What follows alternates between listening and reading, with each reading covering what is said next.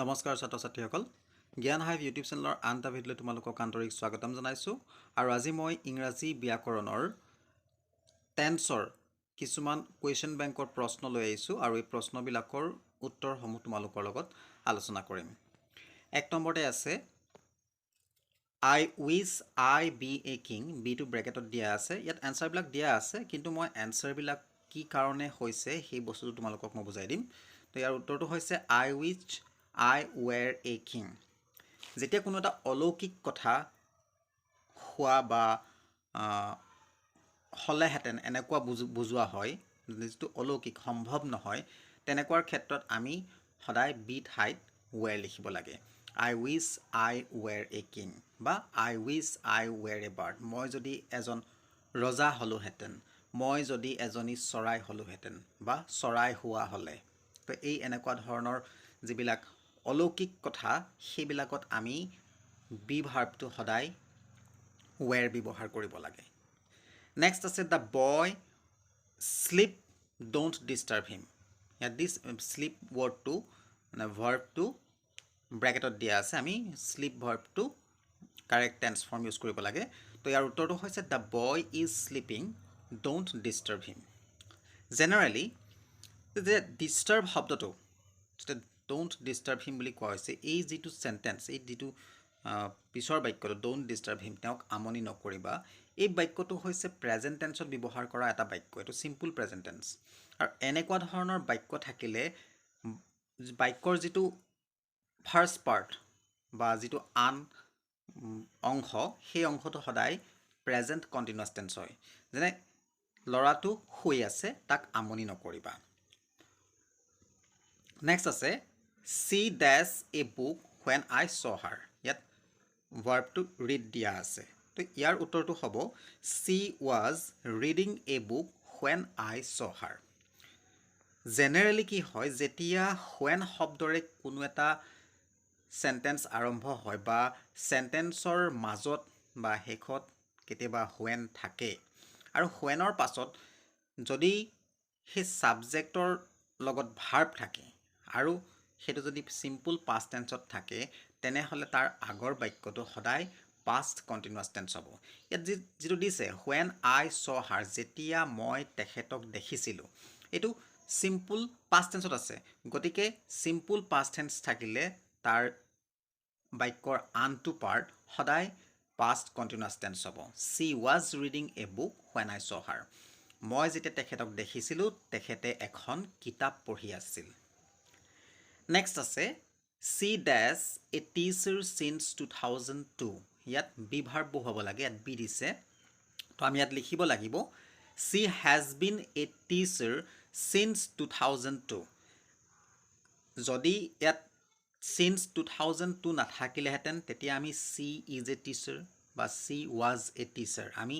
Simple present tense বা simple past tense কৰিব পাৰিলোহেঁতেন। কিন্তু মনত ৰাখিব লাগিব, যেতিয়া চিন্স শব্দটো ব্যৱহাৰ হয় আৰু সেই শব্দটোৰ পাছত অৰ্থাৎ চিন্সৰ পাছত যদি কোনো সময় উল্লেখ থাকে, অৰ্থাৎ যদি কোনো বিগিনিং পইণ্ট থাকে, কোনো এটা কাম আৰম্ভণিৰ যিটো সময় সেইটো যদি উল্লেখ থাকে, তেতিয়াহ'লে আমি সেই বাক্যটো সদায় প্ৰেজেণ্ট পাৰফেক্ট টেন্স বা প্ৰেজেণ্ট পাৰফেক্ট কণ্টিনিউৱাছ টেন্স কৰিব লাগিব। এতিয়া ইয়াত যিহেতু ইয়াত ভাৰ্বটো দিয়া নাই, ভাৰ্বটো বি ভাৰ্বটো ইয়াত ডাইৰেক্ট বহাবলগীয়া হৈছে। গতিকে আমি she has been a teacher since 2002 আমি এনেকৈ লিখিব লাগিব। নেক্সট আছে the bell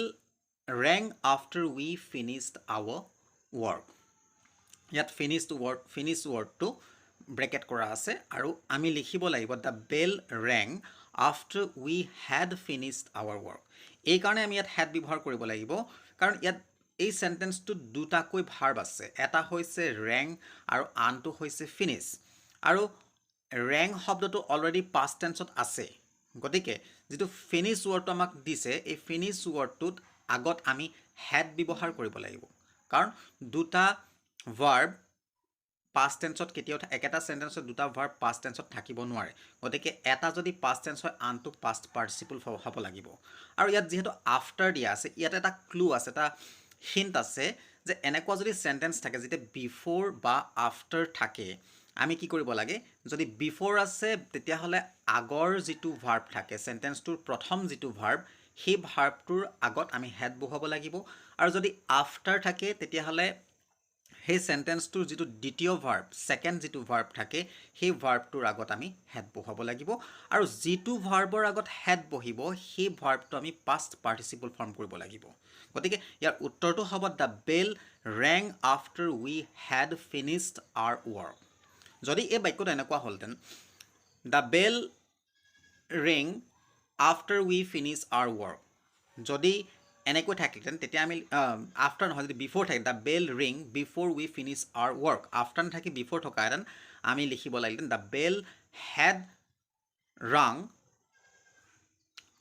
বিফোৰ we finish our work এনেকৈ লিখিব লাগিব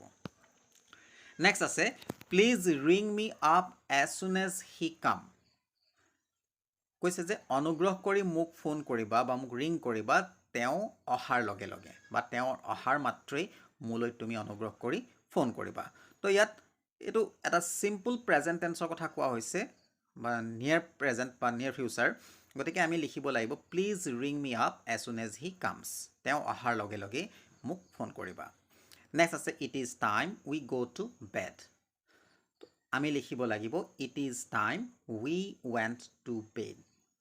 যেতিয়া এনেকুৱা ধৰণৰ বাক্য থাকে যিকোনো বাক্য যেতিয়া ইট ইজ টাইম মনত ৰাখিবা ইট ইজ টাইম বুলি কোনো সেন্টেন্স যদি আৰম্ভ হয় আৰু তাৰ পাছত যদি ভাৰ্ব থাকে সেই ভাৰ্বটো সদায় পাষ্ট টেন্সত থাকিব it is time I went to bed it is time he returned home it is time they drew the picture এনেকুৱা ধৰণৰ ইত্যাদি ইত্যাদি যি নহওক মুঠতে ইট ইজ টাইমেৰে যদি কোনো সেন্টেন্স আৰম্ভ হয় আৰু তাৰ বেকত যদি ভাৰ্ব থাকে সেই ভাৰ্বটো আমি সদায় পাষ্ট টেন্স কৰিব লাগিব নেক্সট আছে she behaves as if she know everything she behaves as if she know everything নোটো ইয়াত ব্ৰেকেট মৰা আছে তো আমি লিখিব লাগিব she behaves as if she knew everything তেওঁ এনেকুৱা ধৰণৰ আচৰণ কৰে যেন তেওঁ সকলোবিলাক জানিছিল বা জানে তো এনেকুৱা ক্ষেত্ৰত আমি ফাৰ্ষ্ট ৱৰ্ডটো যিটো বিহেভ যিটো ভাৰ্ব আছে সেইটো ভাৰ্বটো অলৰেডি কিহত আছে সিম্পল প্ৰেজেন্ট টেন্সত আছে গতিকে সিম্পল প্ৰেজেন্ট টেন্সত থকাৰ লগে লগে পিছৰ ভাৰ্বটো আমি কি কৰিব লাগিব আমি পাষ্ট টেন্স কৰি দিব লাগিব কাৰণ দুটা প্ৰেজেন্ট টেন্সও একেলগে নবহে বা দুটা পাষ্ট টেন্সও একেটা সেন্টেন্সত কেতিয়াও নবহে if it rain we shall not go out তো এইটো সিম্পল কথা এইটো এটা কণ্ডিশ্যন দিয়া হৈছে চৰ্ত ৰখা হৈছে যদি বৰষুণ দিয়ে আমি ওলাই নাযাওঁ আমি ইয়াত এনেকুৱা ক্ষেত্ৰত আমি লিখিব লাগিব ইফ ইট ৰেইনছ যদি বৰষুণ দিয়ে এইটো এটা পচিবিলিটি এই সেন্টেন্সটো যিটো বৰষুণ দিয়াৰ কথা কৈছে বৰষুণ দিয়া নিদিয়া আমাৰ হাতত নাই গতিকে আমি এনেকুৱা ক্ষেত্ৰত আমি লিখিব লাগিব if it rains we shall not go out next আছে we know each other for the last 10 years আমি ইজনে সিজনক যোৱা 10 বছৰ ধৰি চিনি পাওঁ এইটো হ'ব উই have known each other for the last 10 years next আছে if I be you I would not have called him again তো আকৌ আহিছে যে ইফ আই বি ইউ তাৰমানে এইটো এটা অলৌকিক বা আনৰ ঠাইত হোৱা বুজাইছে গতিকে আমি লিখিব লাগিব if I were you I would not have called him again next আছে the principal is not in his room he go out প্ৰিন্সিপালজন তেওঁৰ কোঠাত নাই তেওঁ ওলাই গৈছে গতিকে এইটোত আমি লিখিব লাগিব the principal is not in his room he has gone out he go out আছে আমি ইয়াৰ ঠাইত আমি হি হেজ গন আউট লিখিম কিন্তু যদি হি গো আউট নাও থাকিলেহেঁতেন তেতিয়া আমি হেজ গন লিখিব নোৱাৰোঁ হি ৱেণ্ট আউট নাও হ'ব কাৰণ যেতিয়া কোনো এটা সেন্টেন্সত টাইম ফ্ৰেজ থাকে টাইম ফ্ৰেজ থাকিলে আমি সেই সেন্টেন্সটো কেতিয়াও পাৰফেক্ট টেন্স কৰিব নোৱাৰোঁ টাইম ফ্ৰেজ থাকিব নালাগিব তেতিয়া আমি তাক পাৰফেক্ট টেন্স কৰিব পাৰিম প্ৰেজেন্ট পাৰফেক্ট বা যি পাৰফেক্টে নহওক টাইম ফ্ৰেজ থাকিব নালাগিব